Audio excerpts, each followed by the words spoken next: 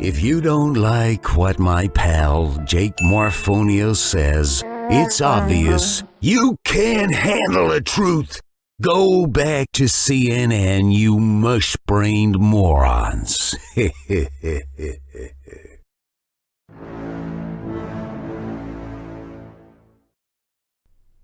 Do you guys want to die of cancer this year, or do you want to die of heart disease? Pick your poison, because we're going to get one or the other. Just stand for what's right and honest. Don't fall. You know, you can say, there's two kinds of people. There's the people that say,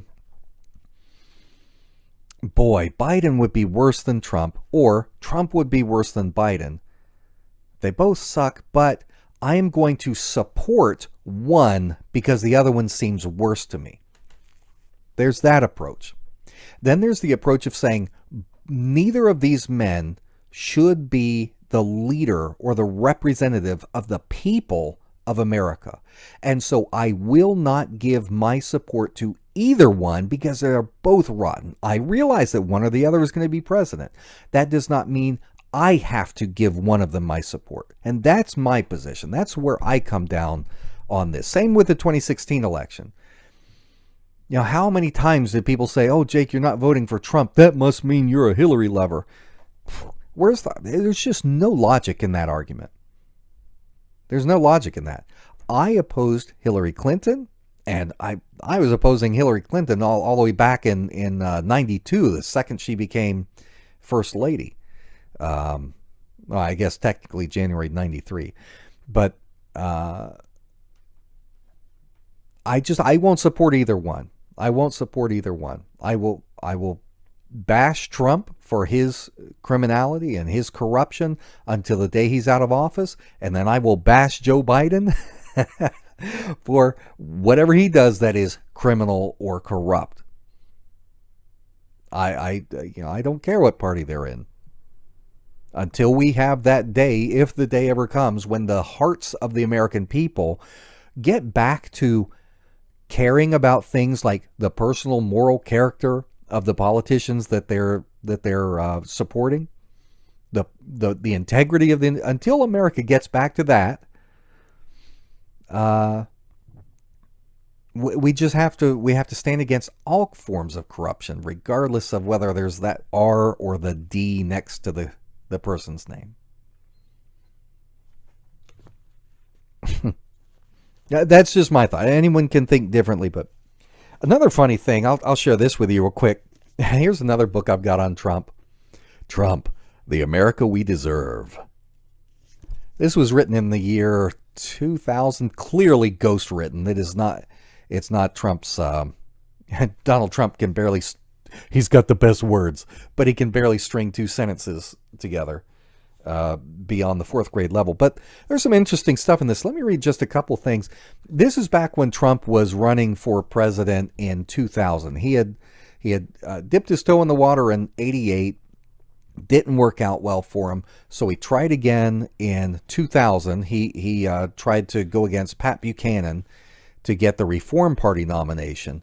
And, went out, he was campaigning and, had campaign signs and his own campaign website, Trump 2000 website. And anyway, he put out this book that was supposed to summarize a lot of his positions. Let me read some of this to you. This shows you how far back Trump's been a Zionist puppet. And you remember how Donald Trump made such a big deal during the 2016 election that he never would have supported attacking Iraq. It was so stupid, he never would have done that, even though he's on tape on the Howard Stern show saying that he would support it. Well, let's go back to 2000. The fact is, if we practiced a principled and tough policy toward this and other, talking about North Korea, toward this and other outlaw states, we wouldn't be in this situation. Even when we finally decide to go after a rogue state, we often stop well short of finishing the job. Consider Iraq. After each pounding from U.S. warplanes, Iraq has dusted itself off and gone right back to work developing a nuclear arsenal, which is not true. 6 years of tough talk and U.S. fireworks in Baghdad have done little to show Iraq's crash program to become a nuclear power. They've got missiles capable of flying 900 kilometers, more than enough to reach Tel Aviv, Israel. They've got enriched uranium. All they need is the material for nuclear fission to complete the job. And according to the Rumsfeld report, we don't even know for sure if they've laid their hands on that yet. Rumsfeld, the neocon who was the defense secretary under George W. Bush. That's what our last aerial assault on Iraq in 1999 was about. Saddam Hussein wouldn't let UN weapons inspectors examine certain sites where that material might be stored. The result, when our bombing was over, we still don't know what Iraq is up to or whether it has the material to build nuclear weapons. So Trump's out there banging that neocon line. This was printed in early 2000, which means that he was saying this back in 1999. This is before, 2 years before 9/11. And he's out there trumpeting where does this come from? You guys recognize this argument, this talking about Rumsfeld? Rumsfeld was not the Secretary of Defense yet. Rumsfeld was in the private sector at this point. He was among those working with John Bolton, the Project for a New American Century, beating the drums of war, saying we got to have some new Pearl Harbor. This is before the neocons in the Bush administration got into power. Right? Trump is pushing their plan. This is total Zionism. This is Zionist foreign policy. He says, I'm no warmonger, but the fact is, if we decide to strike against Iraq as necessary, it is madness not to carry the mission to its conclusion. When we don't, we have the worst of all worlds. Iraq remains a threat and now has more incentive than ever to attack us. Am I being contradictory here by presenting myself as a deal maker and then recommending preemptive strikes? I don't think so. There's nothing really comparable to unleashing a squadron of bombers. But in the world of business, sometimes you have to make quick, secret, decisive moves in order to gain a negotiating advantage. I've done so a number of times in getting around the objections of would-be landmarks preservation people, in gaining the advantage in trying to secure air rights on a piece of property. Von Clausewitz also said that war is, quote, a continuation of political relations, a carrying out of the same by other means. That makes a lot of sense to me. Iran is even further ahead of the game than Iraq. Within 5 years, remember he's writing this in 99, in 5 years, this will be 2004, within 5 years, Iran is expected to have nuclear missiles capable of reaching the continental United States. Like North Korea, China, and Iraq, they've been importing crucial parts and technical assistance from Russia, today the world's nuclear Walmart. Even as the U.S. has tried to save Russia from collapse with loans and IMF bailouts and political support, Russia has become the world's leading exporter of weapons of mass destruction to America's enemies. And yet that knowledge that Trump has sure hasn't stopped him from being Putin's lapdog. Visit BlackstoneIntel.com and click on the store button to visit my online shop. Your purchase gives me financial support and gives you some really nice looking swag. That's BlackstoneIntel.com. All right, next paragraph. Being there for Israel. The United States must continue to nurture and safeguard our special relationship with the State of Israel. This relationship must remain the cornerstone of our policy tactics through the entire Middle East region, as it has been for presidential administrations of both parties for more than half a century. Why do we have this special relationship with Israel? It is not out of charity, guilt, or what some who would attack these bonds have called the political pressure of ethnic lobbies. He's defending AIPAC here. We have been there for Israel, as for England, because Israel is there for us. Israel is a stable democratic ally in the region filled with instability and dictatorship. Yeah, because Benjamin Netanyahu is so doggone stable. It is an unsinkable aircraft carrier for America's interests and values from the United Nations to the Mediterranean. Now, as Israel has matured, our close ties also bring America a fair trading partner and a fellow pioneer in the high-tech frontier of medicine and communications that will enrich Americans' lives in the coming century. Our two countries must continue to stand strong together as pillars of freedom and progress. And I'll just say this. This is 99, and he's talking about how great a partnership the United States could have with Israel's tech sector. Well, guess what? If you've watched my live streams on the COVID-19 stuff, I have complained a lot about how Donald Trump has brought into the White House, remember this, has brought into the White House big tech, talking about Facebook executives, Google executives, and other social media executives, so that they can take their databases that have all of this private information on us and that track us through our cell phones. And he brought them to the White House and sat them down with who? With Israeli surveillance corporations, and had fat cat investors from Goldman Sachs in there for them to sit down and figure out, how do we merge Israeli spy tech with U.S. social media surveillance for the purpose of creating contact tracing, which is an absolute invasion of our privacy. That's Donald Trump. You are going to hear so much about this contact tracing in the coming months, because it's going to be monstrous. It's going to be shocking. Not shocking to the Trumpers, because they'll if Donald Trump sent armed agents around to do gun confiscation and to confiscate people's private food, because it's you're not allowed to stockpile food or whatever, guaranteed Trumpers are going to have some way to explain how that's Donald Trump's way of fighting the deep state. Because they're that brilliant. Well, I'm fighting the deep state. Jake, you're deep state. So this shows that Donald Trump, back in the 90s, was a hardcore Zionist. Late 90s. This is just 5 years after the alleged RAPE of Katie Johnson. And he goes on, and he's talking in these pages about all these countries we need to go into. He says, my rules of engagement are pretty simple. If we're going to intervene in a conflict, it had better pose a direct threat to our interest. One definition of direct being a threat so obvious that most Americans will know where the hot spot is on the globe and will quickly understand why we are getting involved. The threat should be so direct that our leaders, including our president, should be able to make the case clearly and concisely. So this is Donald Trump, who at least, con man Trump, because then all this is BS.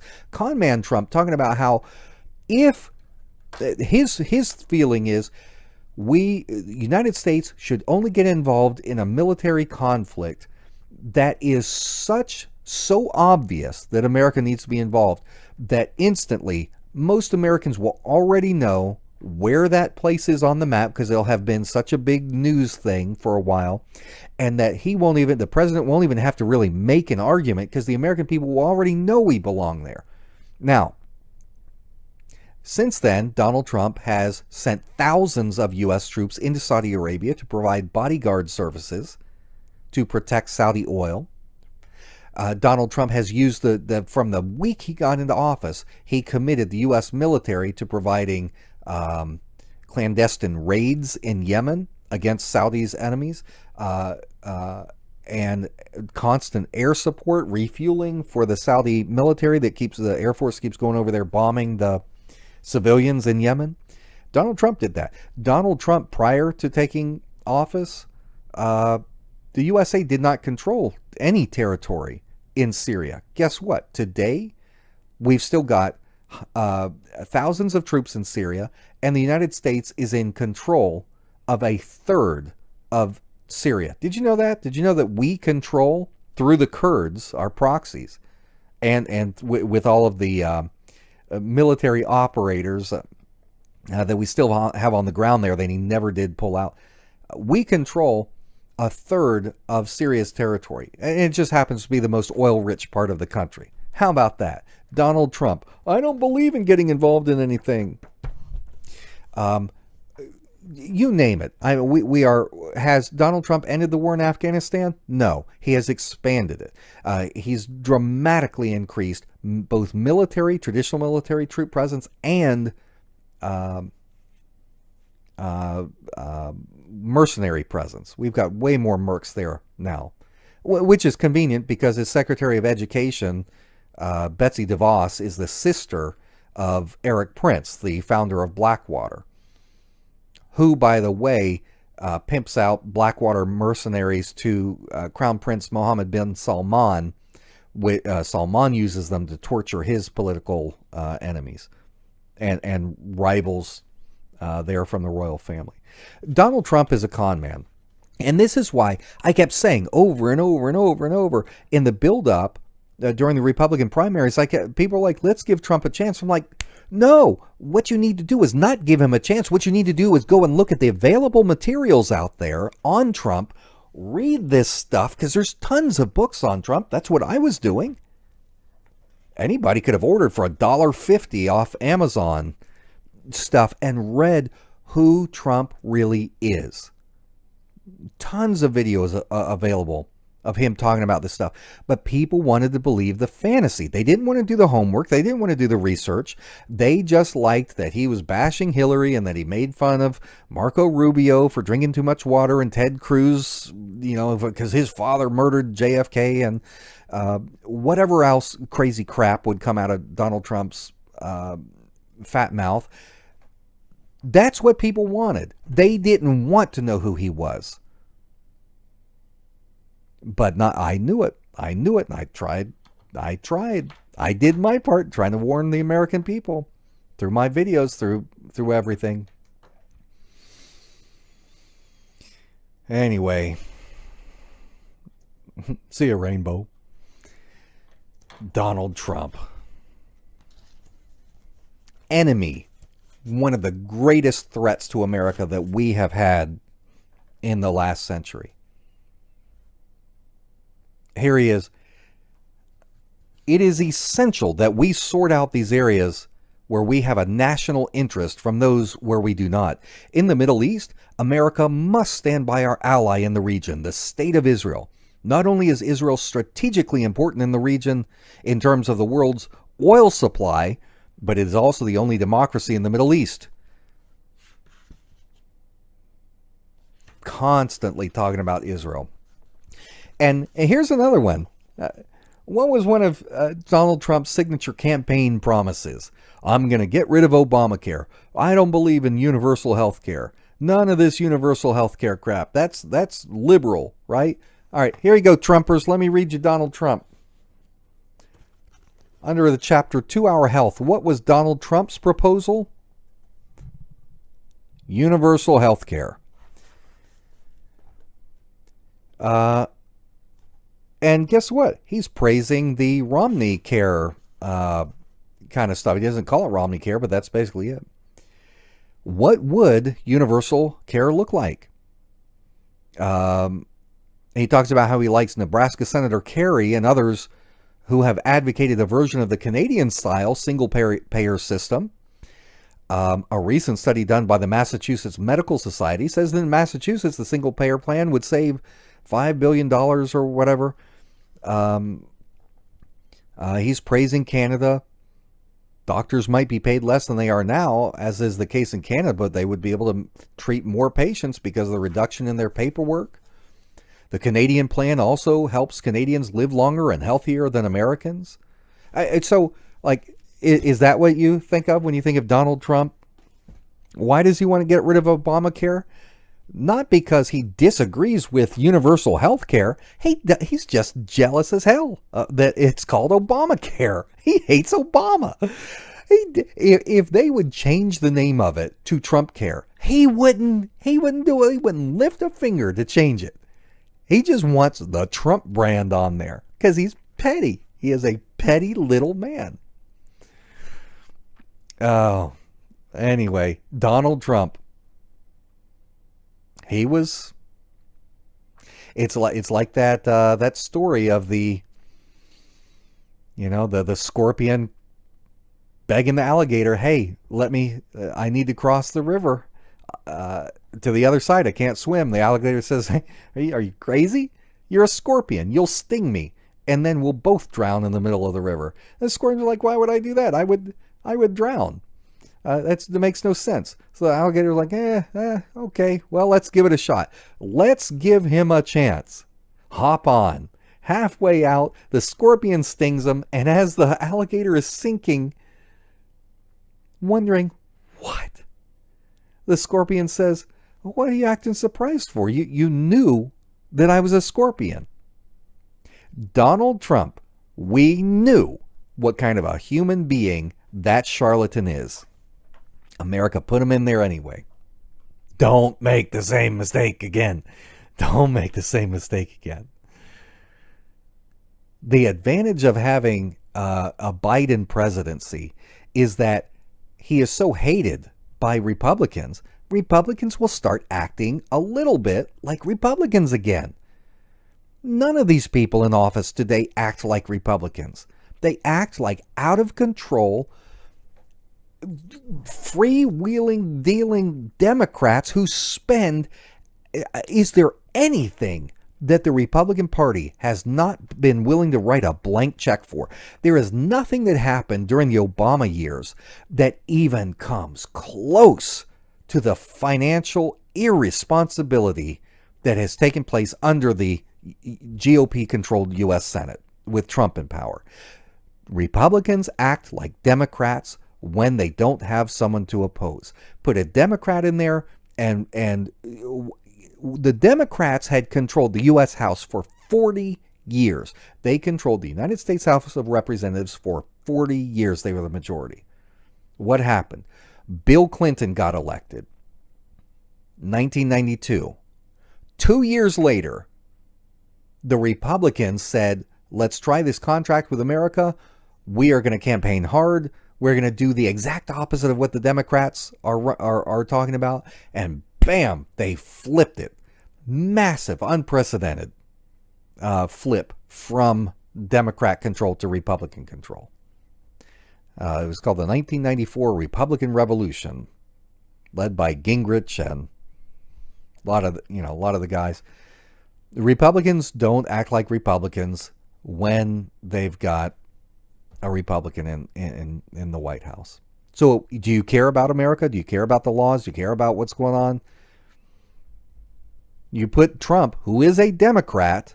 Remember, Donald Trump, you help me find a real Republican who's for universal health care. Fill me in on that. Explain to me again how reallocation of one person's money to another person in the form of universal health care. You let me know when you figure out how that's a conservative position to take. As long as you got Trump in there, the Republicans are going to act like Democrats. I don't want the policies of Joe Biden to become the law of the land. But I know this, with Donald Trump in power, the Democrat policies are the law of the land anyway. We have seen gun rights eroded during the Trump years. We've seen just a complete debacle with immigration. It's just, for all the people talking about how they want to make America great again, if you think the last 3.5 years has made America better, oh my goodness. Anyway, all right. So I'm sure I'm just pissing everybody off right now talking about the politics. So let me get off that soapbox. If you appreciate hard-hitting investigative journalism that you won't get from the mainstream media, then please support Jake's research and analysis at patreon.com/End Times News Report, paypal.me/End Times News Report, or send a check or money order to Jake Morphonios, P.O. Box 1333, Kernersville, North Carolina 27285.